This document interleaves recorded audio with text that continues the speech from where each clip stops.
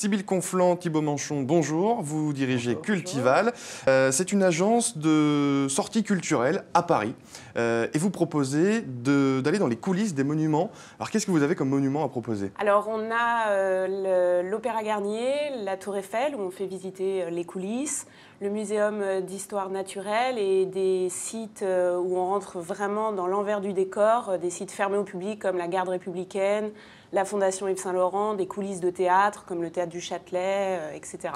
Alors, c'est vraiment les backstage qui vous intéressent et qui intéressent forcément vos clients. Alors absolument, c'est ce qui les fait venir, mais le métier premier de Cultival, c'est de servir des monuments, des sites et des musées qui nous demandent de développer leur fréquentation.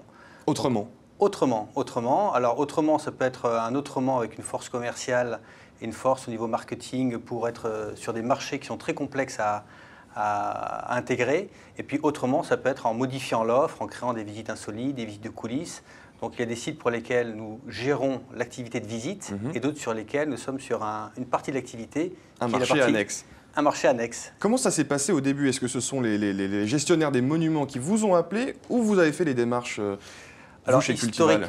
historiquement, l'idée, il y a 15 ans, c'était de faire visiter des coulisses de salles de spectacle pour emmener dans les théâtres un public qui ne sont pas les spectateurs. Donc, des visites scolaires, des visites d'associations qui allaient sur le plateau, dans les décors, dans les cintres, dans les dessous de scène, pour découvrir un petit peu les parties cachées et l'histoire des théâtres. Et puis, de fil en aiguille, en étant présent sur des salons pour assurer la promotion de ces visites-là, des monuments sont venus nous trouver en disant ce que vous faites, c'est très intéressant, est-ce que vous pouvez vous en charger pour nous?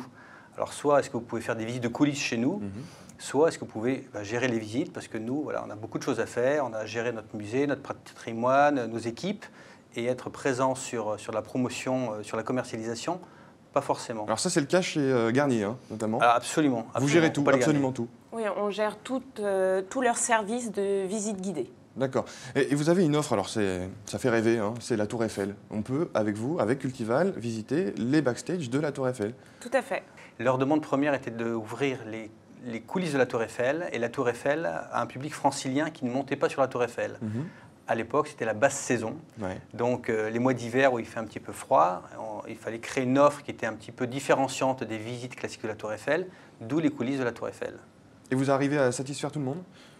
Non, pas tout le monde. Aujourd'hui, j'imagine qu'il y a beaucoup de demandes. Il y a énormément de demandes et malheureusement, on ne peut pas satisfaire tout le monde. C'est vraiment une offre privilégiée VIP. Alors Sybille, vous avez rejoint Cultival il y a 7 ans, c'est bien ça? Tout à fait. Qu'est-ce que vous avez apporté? Alors c'est peut-être Thibaut Manchon qui va répondre, mais quelles sont vos forces aujourd'hui? Qu'est-ce que vous avez apporté chez Cultival? Alors je pense avoir apporté, tu confirmeras. Parce que je rappelle que Thibaut Manchon a fondé Cultival. Absolument. Et vous avez rejoint par la suite. Tout à fait.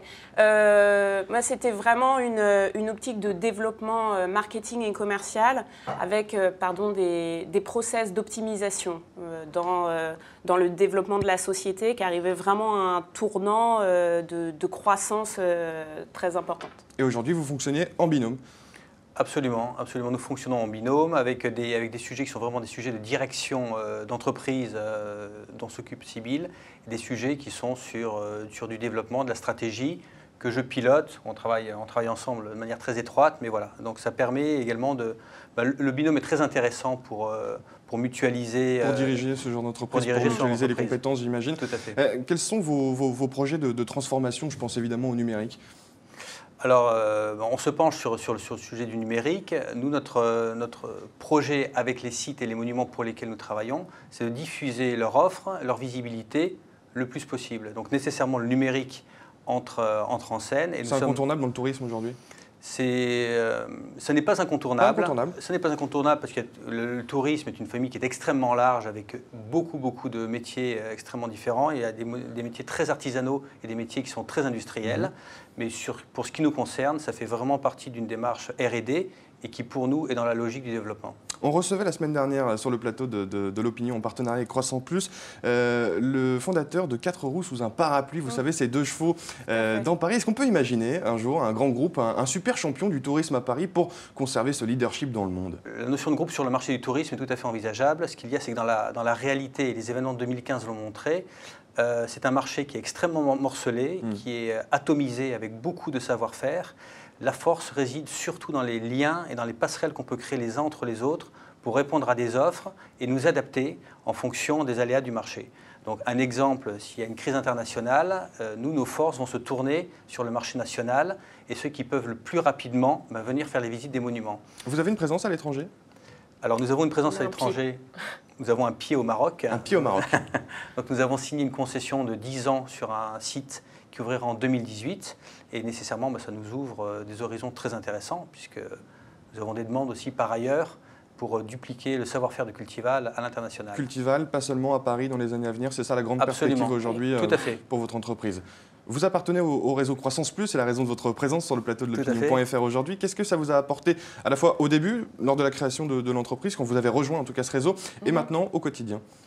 Alors, ça a apporté des relations décomplexées entre entrepreneurs, ce qui est très appréciable, donc de pouvoir parler librement de tout, sans trop de freins, sans trop de tabous, sans trop de craintes, parce que nous avons tous des parcours qui sont des parcours d'entrepreneurs, avec des moments glorieux et des moments très difficiles, et c'est très agréable de pouvoir tout simplement parler, avec le vécu surtout des aînés.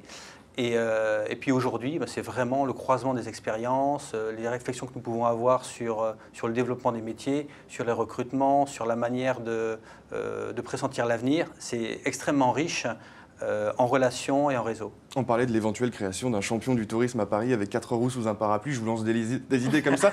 Mais ces idées peuvent naître chez Croissance Plus quand vous vous rencontrez justement entre entrepreneurs?